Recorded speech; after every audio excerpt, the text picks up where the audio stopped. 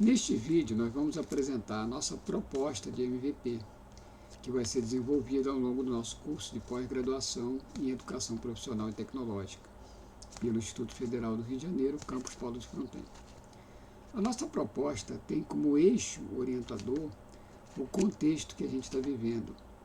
E eu, pessoalmente, acredito que a educação para a cidadania ela se mostra cada vez mais importante para a defesa e fortalecimento da nossa democracia, já que esta vem sofrendo muitos ataques ultimamente. Antes de chegar na apresentação da proposta em si, eu queria colocar algum contexto de como que eu cheguei a pensar nessa proposta. Eu sou servidor público da Justiça Eleitoral e durante anos eu trabalhei em 2 projetos do TRE do Rio de Janeiro que, no meu entender, funcionam como um braço social do Poder Judiciário na formação de cidadania. Esses projetos são o Eleitor do Futuro e o Partiu Votar. No Eleitor do Futuro, nós íamos para as escolas públicas ou particulares e que previamente se candidatavam para serem as instituições de ensino escolhidas, e a gente fazia palestras sobre a justiça eleitoral, o papel da justiça eleitoral, como é que é o processo de votação, e a gente levava 2 urnas físicas para que eles pudessem experimentar uma eleição simulada. Eram urnas preparadas com um sistema desenvolvido pelo TRE, uma eleição simulada entre eles, lá entre os próprios colegas. O Partiu Votar era um pouco diferente, porque ali a gente fazia as palestras, mas ali o objetivo era atuar em municípios ou em localidades onde havíamos detectado um baixo índice de adesão de eleitores jovens, na faixa de 16 a 18 anos. Nesse projeto Partiu Votar, a gente contava com o apoio do pessoal da área de cartório, que levava temporariamente uma estrutura para que a gente pudesse fazer esse cadastramento dos eleitores. E aí, com base nisso, eu pensei como é que a gente poderia atuar, como é que poderia se pensar numa solução sobre isso. Então, qual seria o contexto que nós vivenciamos, o contexto e o problema. O ensino do processo eleitoral nas escolas brasileiras, ele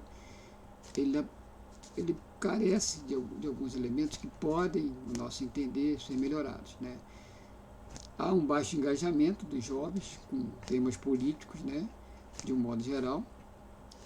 A abordagem para o ensino de como que se dá o processo eleitoral ela é feita com muita ênfase na parte teórica, mas pouca interação entre os alunos, e nós detectamos que os métodos práticos seriam mais efetivos para você fazer uma educação física desses alunos.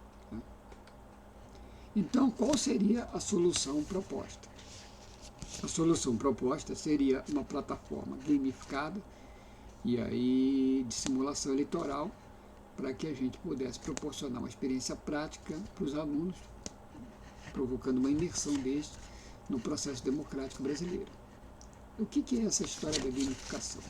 Gamificação, só para a gente retomar o conceito, para quem ainda não viu, é a aplicação de elementos ou de mecânicas de jogos. Geralmente isso é utilizado, pode ser utilizado para educação, mas também é utilizado em negócio, no marketing. O objetivo é engajar e motivar mais as pessoas, fugir um pouco do modelo puramente teórico, transformar o processo de aprendizado em algo mais interessante, mais compensador. Aí, introduzindo nesse método, pontos, níveis, rankings, elementos de competição para que as pessoas fiquem mais interessadas. Já existem estudos que provam que você consegue uma adesão maior quando você utiliza essas estratégias de gamificação. A ideia era misturar algo, criar algo que pudesse misturar educação cívica, cidadania, com metodologias ativas e inovadoras.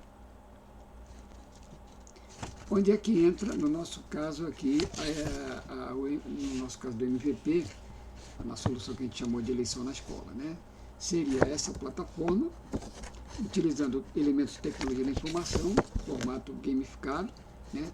E baseada nesses 4 pilares.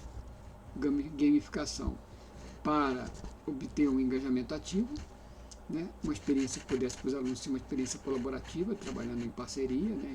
Em equipes participativas, promovendo uma simulação que pudesse ser realista do processo eleitoral e uma ferramenta que pudesse ser adaptada, não só para o universo de instituições de ensino, mas para outras organizações sociais, instituições que pudessem fazer uso dessa plataforma. Então, como é que funcionaria essa nossa solução?